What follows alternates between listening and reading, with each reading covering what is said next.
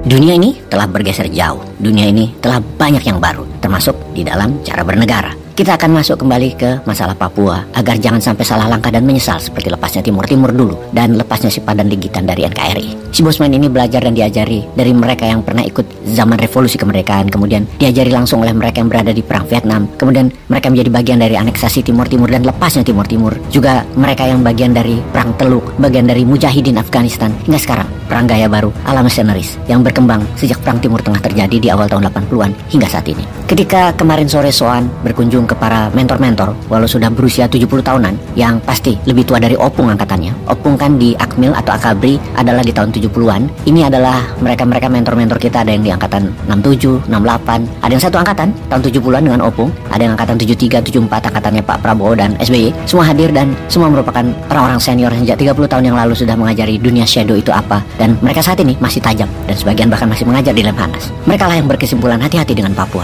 Misionaris di sana kalau sudah masuk itu bahaya. Para mentor senior tersebut, saya menyebut mereka dengan nama Las Mohican yang sangat mengenal dunia tentara bayaran tersebut. Namun ada bentuk baru yang mereka pertanyakan, Wagner Group. Karena tepat 2 bulan yang lalu ketika data intelijen mengatakan ada misionaris di Papua, Bosman dengan tegas mengatakan pakai Wagner Group counternya. Menjelaskan Wagner memang rumit. Wagner Group bukan hanya PMC atau Private Military Company, atau juga bukan seperti defense contractor seperti Northrop Grumman, Lockheed Martin, juga bukan seperti Triple Canopy yang merupakan private security company seperti Satpam namun punya senjata dan pelindung, bahkan mampu menyerang sebuah wilayah yang dibentuk oleh veteran tentara pasukan khusus Amerika termasuk veteran Delta Force, Rangers, dan Navy Seals. Wagner Group berbeda. Wagner saat ini beroperasi di Ukraina sebanyak 50.000 orang, di Suriah 5.000 orang, di Transnistria ada 500 personel di wilayah perbatasan Moldova dan Ukraina, di Afrika, di Burkina Faso, dan melatih pasukan elit di beberapa negara Afrika serta Amerika Latin, dengan markas di luar Saint Petersburg ada di Argentina. Jadi, makhluk apa Wagner Group itu? Dunia baru mengenalnya di tahun 2014 ketika Rusia mengambil Crimea, wilayah selatan Ukraina, dalam sekejap lepas dari Ukraina tanpa perlawanan berarti. Wagner lah yang beroperasi.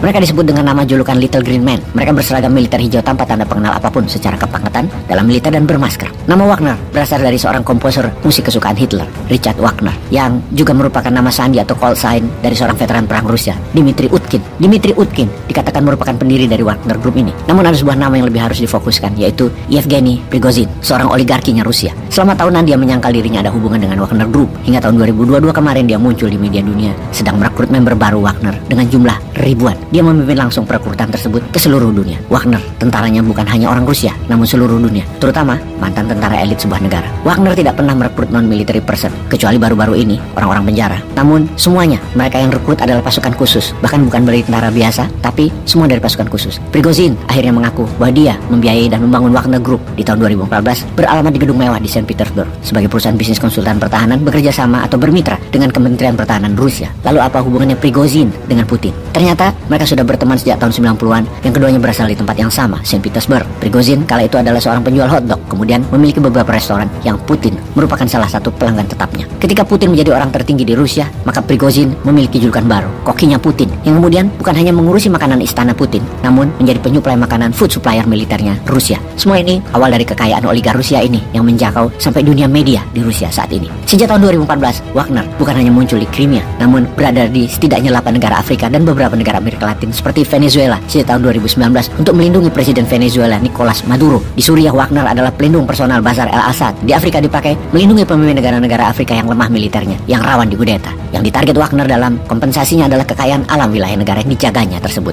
sebagai balasan perlindungan yang diberikan atau sebagai bagian dari operasi militer terselubung pemimpin negara tersebut. Tambang berlian, tambang minyak, sumber daya alam lainnya adalah yang dicari Wagner. Itulah bisnis modelnya Wagner, menukar perlindungan militer dengan sumber daya alam. Tentunya di belakang Wagner mengapa bisa kuat? Karena ada Putin dan seluruh kekuatan Putin di dunia, bukan hanya di Rusia, yang bisa dikatakan ada kepemilikan atau kekuatan Putin di dalam Wagner Group tentunya. Misalnya di tahun 2017 Republik Afrika Tengah, di mana presidennya ketika itu Faustin Todera yang menghadapi pemberontakan di wilayah tambang berliannya, Rusia mengirim senjata dan mendeploy Wagner Group. Selesai semua pemberontakan dalam 1 tahun. Jadi bagaimana? Apa kita pengen tangan bersih di Papua? Ada Wagner Group tuh yang selalu disangkal Putin keberadaannya yang merupakan lawan berat Blackwaternya Amerika.